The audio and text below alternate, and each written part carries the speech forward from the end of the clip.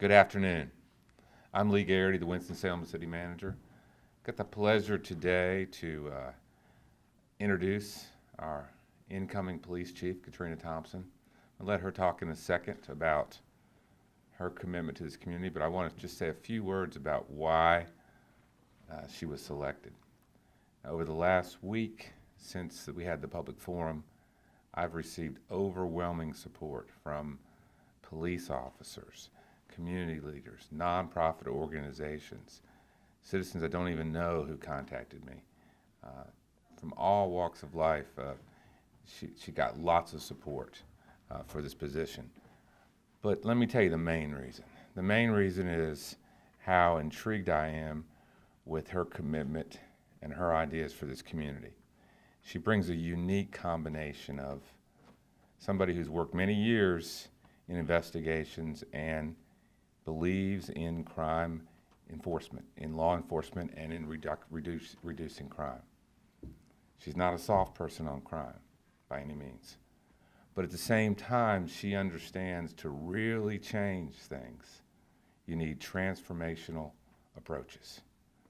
Long-term approaches involving youth, involving our school system, involving our nonprofits, our mental health agencies, to really change this community, to change the dynamics that are some of those root causes that affect us so much, and the reasons why so many young people choose to resort to violence so soon in life.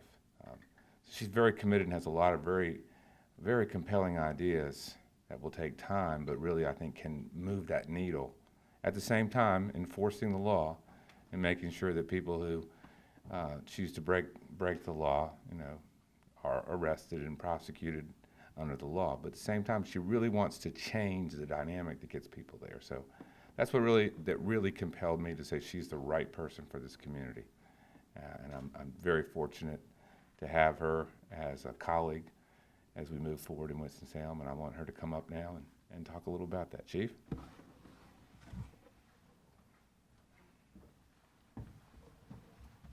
Thank you, Mr. Garrity. Good afternoon, everyone.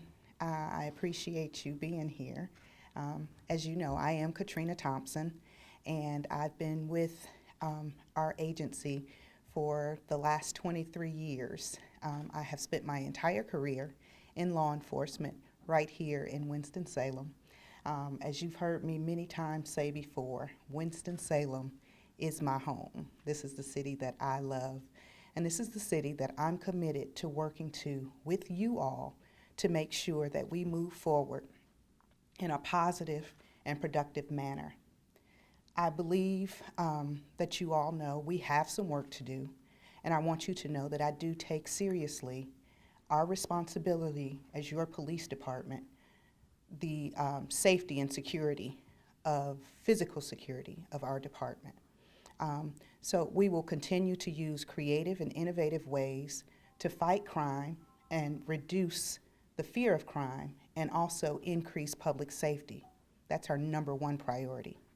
Some of the things that I think is extremely important is that we know that and understand that law enforcement cannot do it alone. We are a community working together, and we ought to look at ourselves as a community team. So the men and women that don this uniform every day do so with pride, with integrity, and with the intent to go out and save lives and protect property. That's our goal. But we also know that we can't arrest our way out of all situations, and that arresting is not always the best solution to any individual problem. With that, I am committed to working with our nonprofit organizations, with our school system, and with the businesses and our citizens to make sure that we're working together to identify the true problems that causes crime in our community.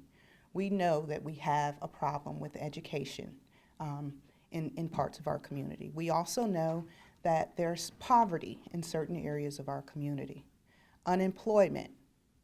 All of those things contribute to crime, not just in Winston, but everywhere. What I am most proud of is the fact that here in Winston, we have been able to really work together and also to allow people to safely protest peacefully without having any riots. In this day and time, that's something we should all be extremely proud of. Again, we in Winston take the opportunity when we're having people to come in and they're wanting to protest.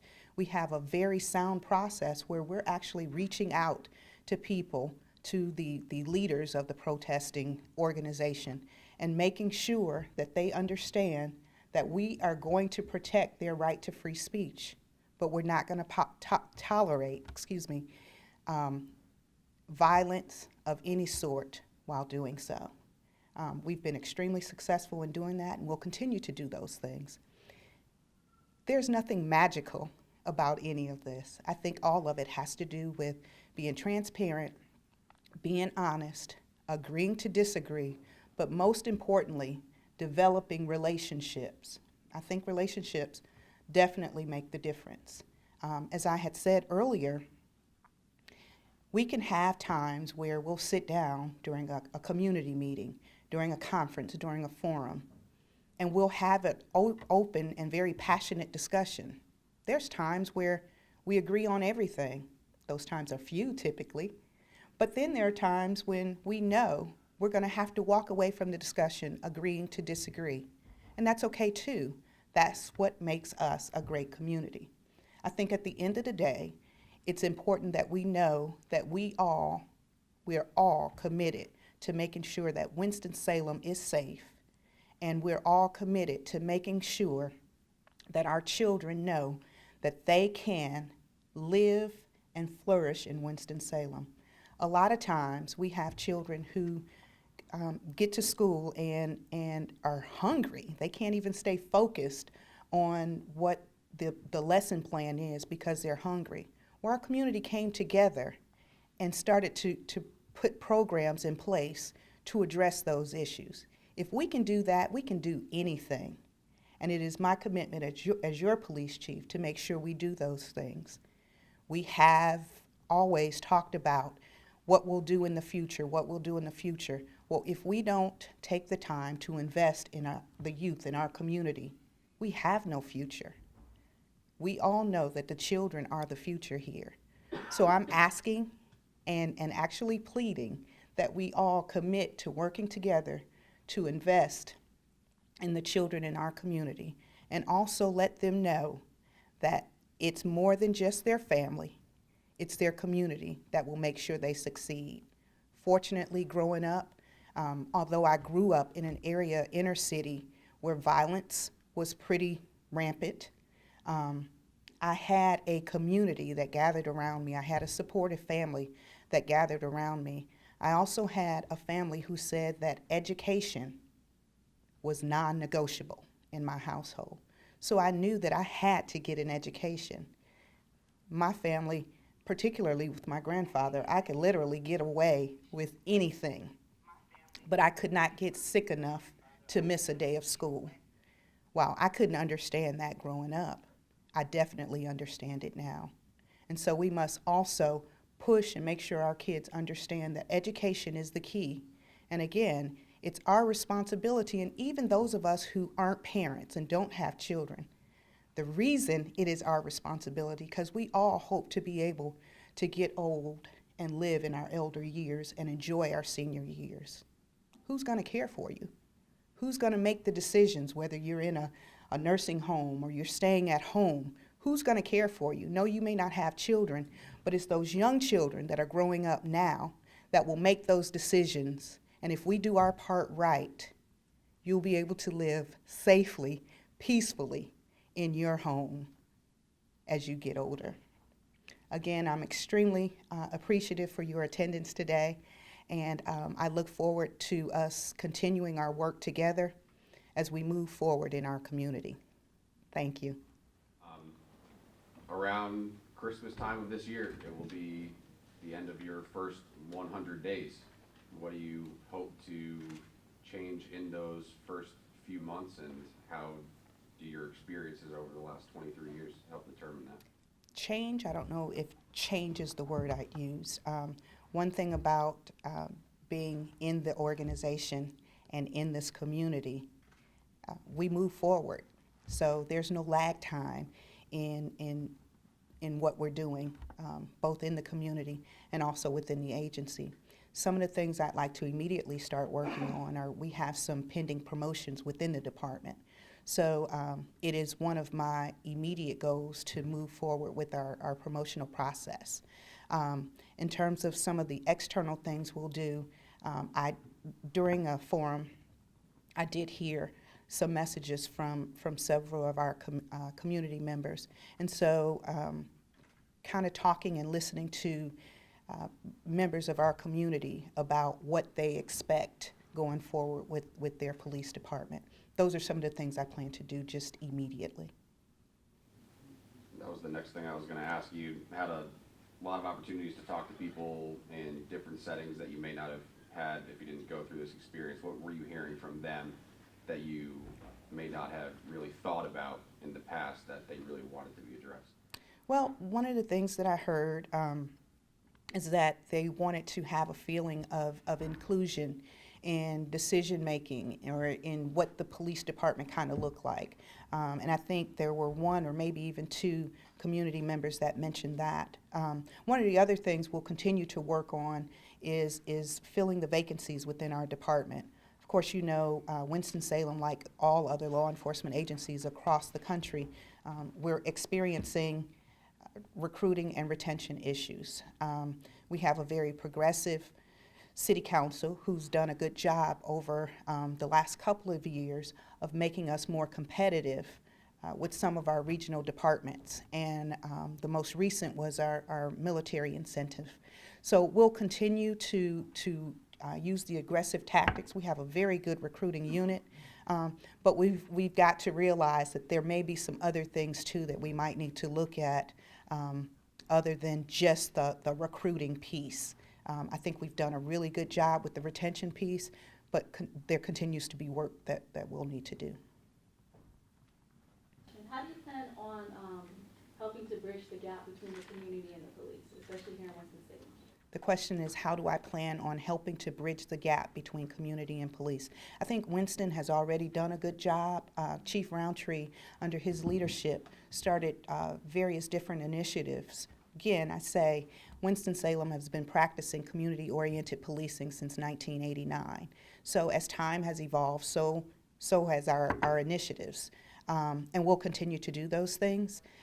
Coffee with a Cop, we have tomorrow. And that'll be one of the community events that we have. Those things, again, develop relationships. When we can just sit down during non-contentious times and have conversations about issues that are concerning to our community, and have those discussions. Like I had said to someone earlier today, we can sit down and we can discuss things during non-contentious times, be it a community meeting, a forum, coffee with a cop, trust talks, or whatever it is, and we have those conversations. So when the catastrophe comes, it may be something that you don't like, you being a community member, something involving police, and that's not quite right, and I don't think that's right. But because we've had those initiatives, because we've been involved, because we've built relationships over time, you may say, I don't really like the way this looks, but I know Katrina. I know the officers in our department, and I know their heart. We're going to give them a chance, and that's all we're asking for. We're not asking for a free pass. We're just asking for a fair opportunity to do our jobs and to do them well. What was your first thoughts when you got the job, and what challenges do you think you may face ahead? My first thought was literally, I can't believe it, and very gracious. But in terms of challenges, what challenges I think we face, you know, our country is in a very trying time. You know, with the recent events in Charlottesville, Virginia, we're still dealing with things that right here on American soil that are terrorist related. So domestic terrorism, Of course, international terrorism continue to be an issue, but then too, we have things, technology, social media. There are various things that cause us challenges that we'll have to face, and we'll continue to do so. You mentioned the importance of educating youth. Do you have any ideas on how to grow programs like that or continue on existing programs? Well, I think, again, a lot of it is very basic. You know, we have the different mentoring programs. We have the backpack programs that are helping kids in some of our underserved communities or schools in underserved communities with poverty issues and hunger issues.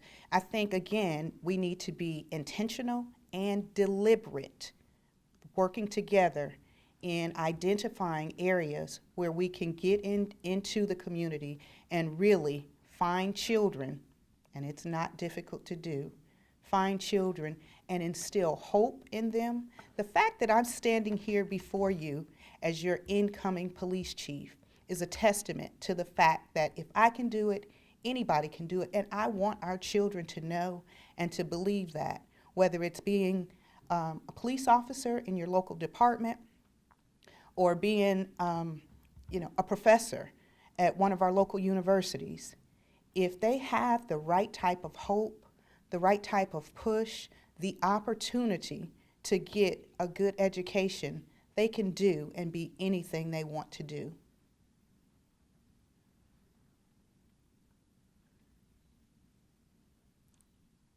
Any other questions? Again, thank you all for coming out. I appreciate it.